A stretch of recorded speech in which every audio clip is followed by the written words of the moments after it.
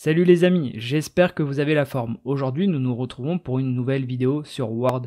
Est-ce qu'on vous a déjà envoyé un fichier qui, lorsque vous l'ouvrez, vous présente des petits trucs comme ça là, vous voyez, des espèces de symboles comme ça, et des points à la place des espaces. Si vous recevez un document de ce genre-là, cela signifie que les marques de paragraphes sont activées. Dans cette vidéo, je vous explique ce que c'est, et je vous explique comment l'enlever et le remettre. Mais d'abord, intro.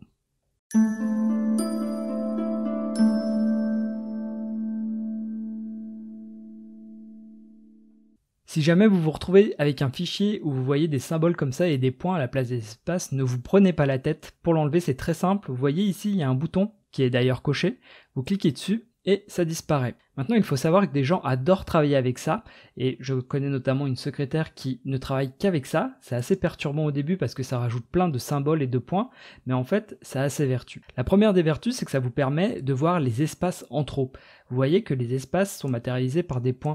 Si jamais vous faites, sans faire exprès, deux espaces d'affilée, vous voyez que il y a 2 points.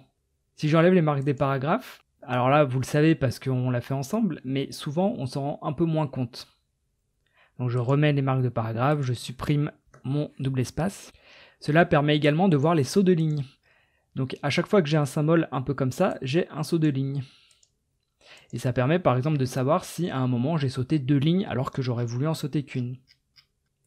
Ça permet également de voir les sauts de page. Par exemple ici, je sais que si je passe à la page suivante, c'est parce que j'ai fait un saut de page et pas parce que je me suis amusé à faire plein de fois comme ça.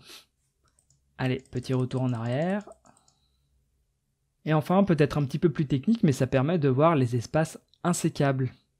Par exemple ici, vous voyez qu'il y a des petits degrés, ça veut dire qu'il s'agit d'espaces insécables. Pour ceux qui ne savent pas ce qu'est un espace insécable, je vais vous montrer. Si par exemple je fais plein d'espaces comme ça, et que le mot arrive en fin de ligne,